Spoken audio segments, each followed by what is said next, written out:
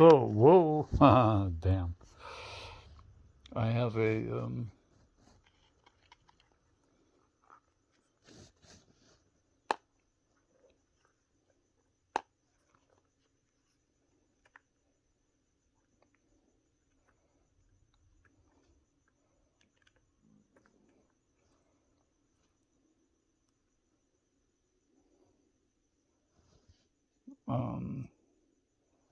a room temperature superconductor that floats magnets, sort of, sort of. Not bad for, a piece of plastic. It's AUPT plastic. This, if I had, like some cannabis uh, fiber in here, like a rope or something, this would float. It almost floats at the moment, and it might float when it actually dries out all the way. It's not quite all the way dry. A little soft here still. So it might float. It might. The problem is it's kind of porous. So I'm going to coat it with shellac before I try to float it the next time. And then it won't be wet again. That's how it got wet again. Um, and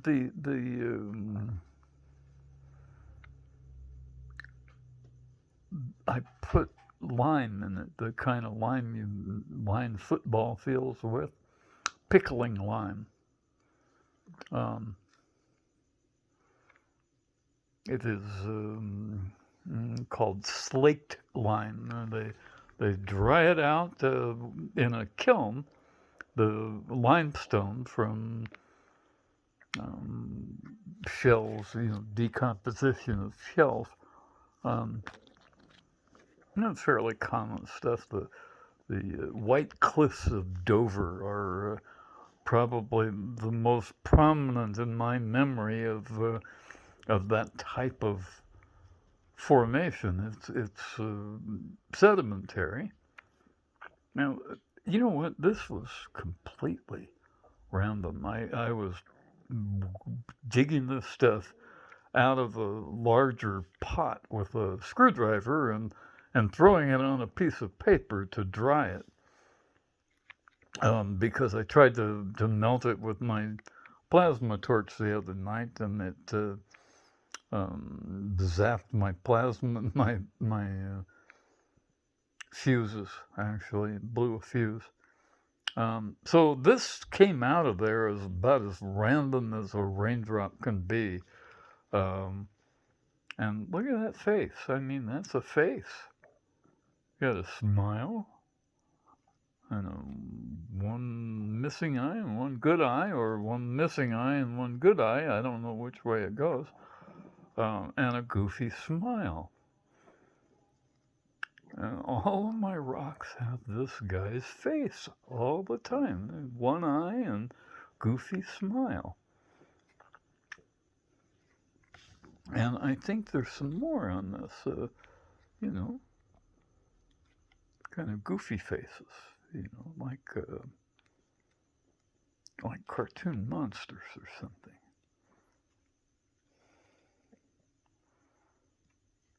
Isn't that strange, huh?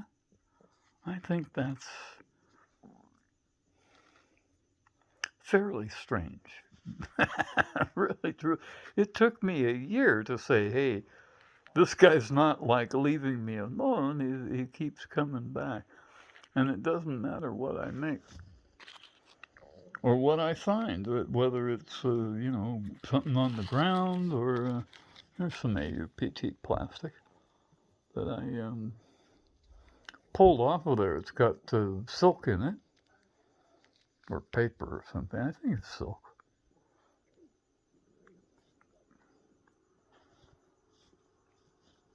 And it was sticking to my magnets. Yeah, and maybe it was just, sticking there because it's so light. I don't know.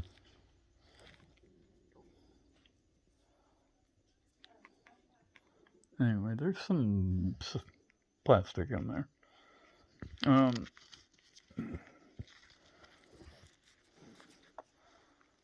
so this is the kind where I didn't clean it up. This is the kind that's super cleaned by a commercial company, and this is sold as kaolinite clay. They use it for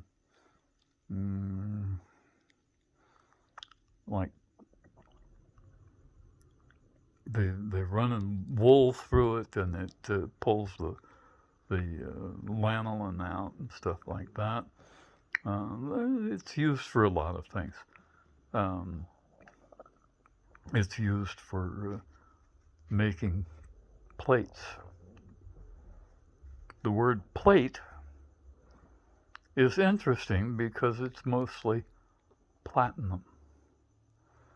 And when they refine this completely, this is AUPT, when they refine this completely into porcelain type clay, that's what they're getting is platinum.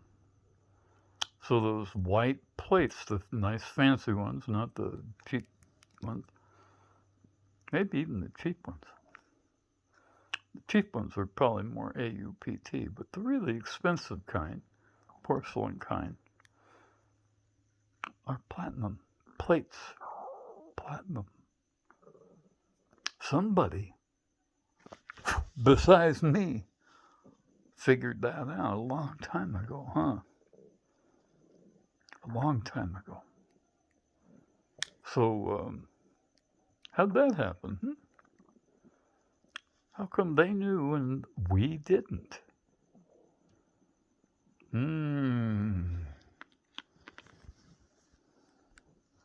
So anyway, it's cool stuff, and it is a room temperature superconductor of magnetism, and it absorbs heat, and I believe it'll float. If I put it on a piece of, hemp rope or balsa wood or, any kind of wood, bamboo, I've got this on my bamboo, and down here, this is just the AUPT plastic with a little shellac on it. There's no silk wrapped around this. This is silk tape wrapped around there. And I put the AUPT plastic on first and then wrapped it with silk tape in both directions. Okay? And next, before I bake it or anything, I'm going to soak it. I'm going to make a bunch more shellac than I have at the moment, and soak the entire thing, because see, I had been using it as a drumstick and for whacking flies. I'm really good at it. Remember that movie, the Karate Kid, and Miyagi, the Sensi guy, was catching flies with chopsticks? I don't need two sticks. I can just do it with one. I get them out of the air. Mosquitoes even. Bam! So anyway, and this guy with the goofy face shows up all the time in my stuff. This is AUPT plastic and coffee filters. Okay, and then I put some of that silk tape on here, and that's why it's all stripy looking. And somewhere there's a guy. Two eyes, and one there, right in the middle, and one there. And, you got to use your imagination a little bit, but he's there. Nose, right in the middle, and the blue line there, that one. Okay, so, but maybe he went this way in this version, and shows up all over the place.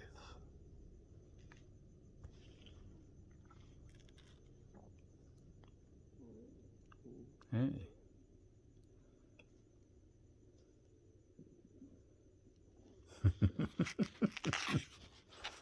Okay, let's see what we get this way. Wait, that's pretty stuff, huh? I mean, that is pretty stuff. I got Mrs. Pickles on there. Mrs. Wages pickling line. I'm making things.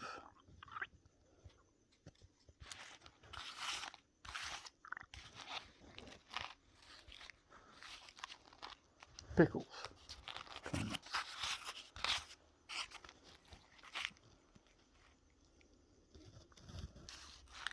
So anyway, AUPT plastic has many applications, and this whole structure weighs a couple of grams, a few grams, maybe 5 grams, 10 grams. Not 10 grams, 5 grams, I don't know, not much.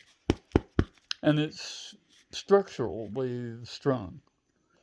If, or when I make a sphere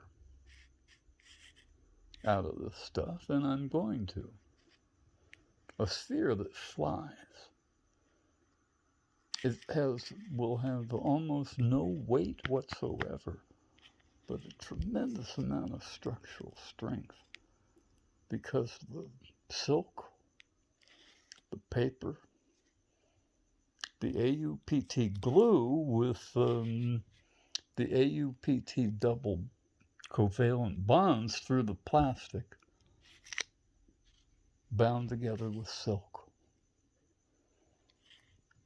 And when I bake it, it'll be stronger than steel, and it will float for sure. And I can make an airplane out of this, like steel, except it'll be a lot thinner than this one, a lot thinner, and because I don't have to use all this stuff to make it. I was just playing here. I can do it with a couple of layers of silk and plastic.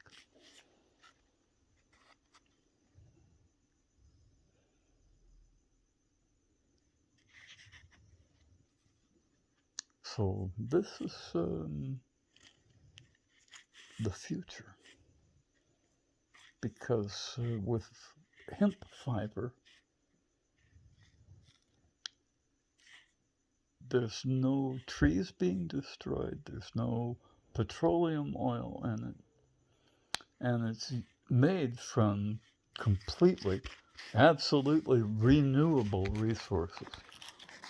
Bamboo is what the foundation of shellac is. It's the lignin, makes the wood hard, and the cellulose.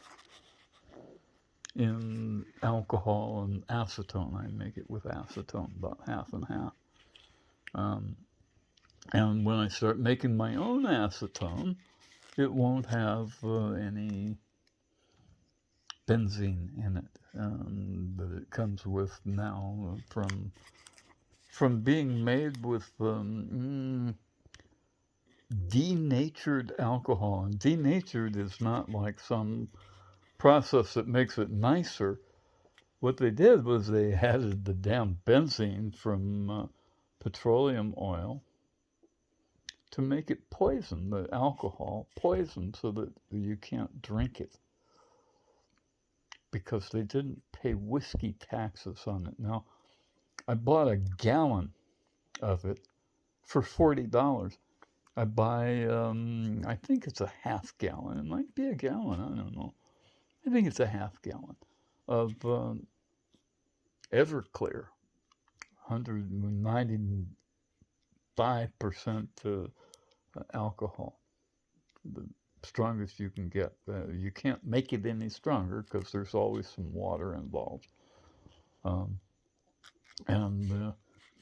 for the same price, half a gallon instead of a gallon, but it's not poisonous.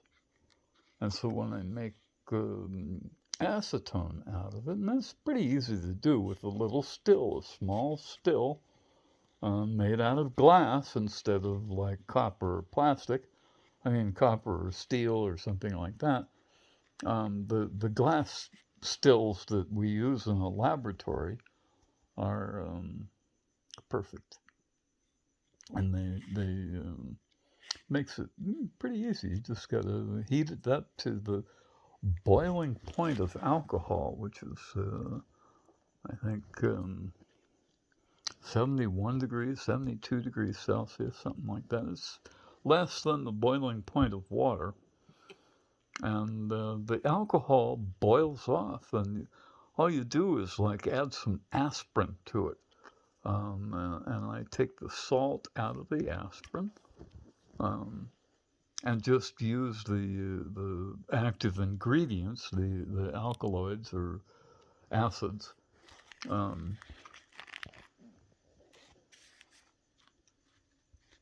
And it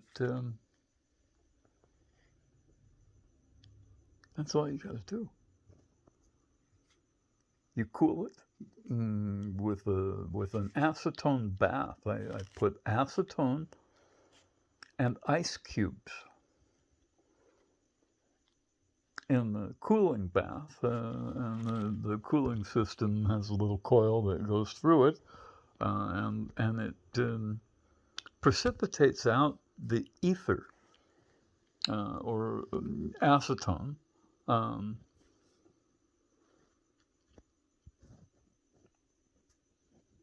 And that's it. Acetone can be used with hemp seed oil to replace gasoline. It'll be more like old-fashioned leaded gasoline with the hemp seed oil in it. The hemp seed oil acts as a cushion for the valve seats and the lubricating the top end of a standard gasoline 4-stroke engine. Can be used as 2-stroke fuel, again with the hemp seed oil,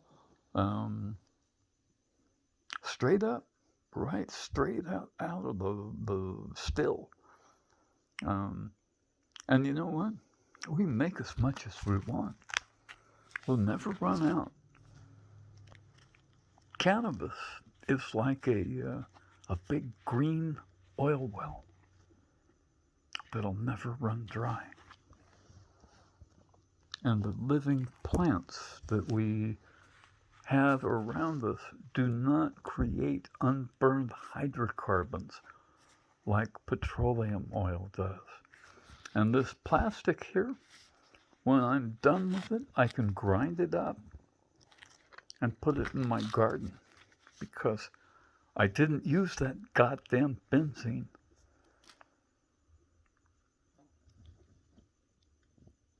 I didn't want poison stuff in my plastic because I want to be able to put it back in the earth and not damage anything.